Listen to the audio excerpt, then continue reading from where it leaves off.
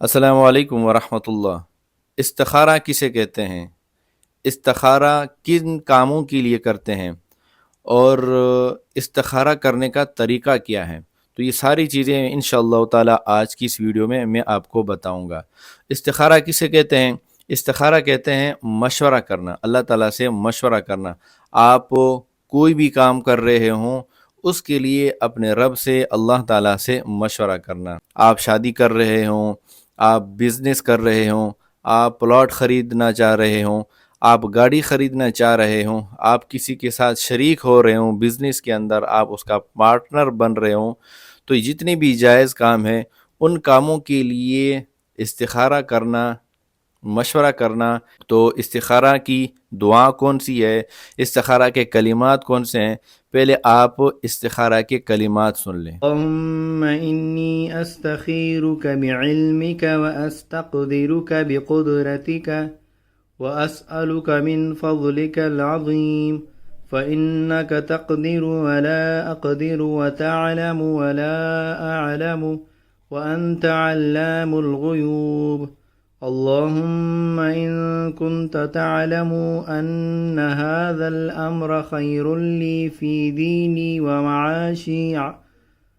ومعاشي وعاقبة أمري أو عاجل أمري وآجله فاقدره لي ويسره لي ثم بارك لي فيه وإن كنت تعلم أن هذا الأمر شر لي في ديني ومعاشي وعاقبة أمري أو عاجل أمري وآجله فاصرفه عني واصرفني عنه واقدر لي الخير حيث كان۔ تو جی یہ تھے استخارہ کے کلمات جو کہ آپ نے سن لیے۔ تو اب آتے ہیں استخارہ کرنے کا طریقہ کیا ہے، کس طرح استخارہ کریں گے۔ استخارہ کرنے کا طریقہ یہ ہے کہ سب سے پہلے آپ نے وضو کر لینا ہے، اور اس کے بعد آپ نے 2 رکعت استخارہ کی نیت سے نفل نماز پڑھنے ہیں۔ اپنے گھر میں پڑھ سکتے ہیں، مسجد میں پڑھ سکتے ہیں، خواتین گھر میں یہ استخارہ نکال سکتی ہیں۔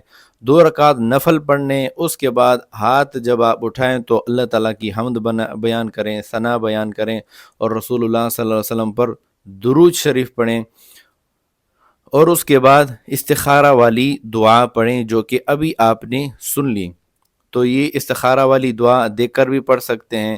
تو اس طرح آپ دعا مانگے: الحمدللہ رب العالمین والعاقبۃ للمتقین والصلاۃ والسلام علی سید الانبیاء والمرسلین، اور اس کے بعد استخارہ والی آپ دعا پڑھیں۔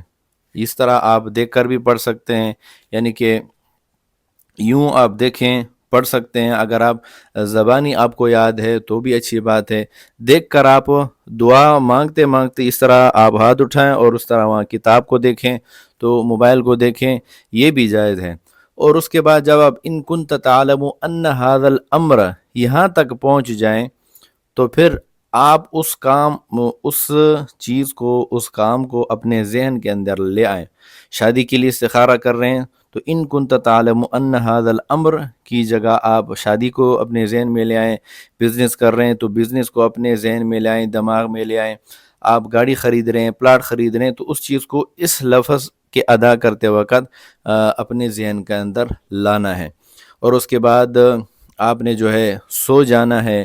سونے کے بعد جب آپ صبح اٹھیں، جو چیز آپ کی دل میں آ رہی ہو، جس چیز کی طرف آپ کی دل کا میلان ہو، تو اس کام کو آپ نے کرنا ہے۔ اگر آپ میلان اس طرف ہے کہ کرنا ہے تو پھر آپ کریں، اگر میلان اس طرف ہے کہ نہیں کرنا تو پھر آپ اس کام کو چھوڑ دیں، اور اس طرح 7 مرتبہ مسلسل استخارہ نکالیں۔ اللہ تعالیٰ آپ کے حق میں کوئی نہ کوئی بھلائی سوچیں گے، آپ کے حق میں کوئی اچھی چیز سوچیں گے۔ تو یہ تھا استخارہ کرنے کا طریقہ۔ میں امید کرتا ہوں آپ کو طریقہ سمجھ میں آ گیا ہوگا۔ تو میری آپ سے گزارش ہے کہ اس چینل کو سبسکرائب کریں، لائک کریں، کمنٹ کریں۔ شکریہ، اللہ حافظ۔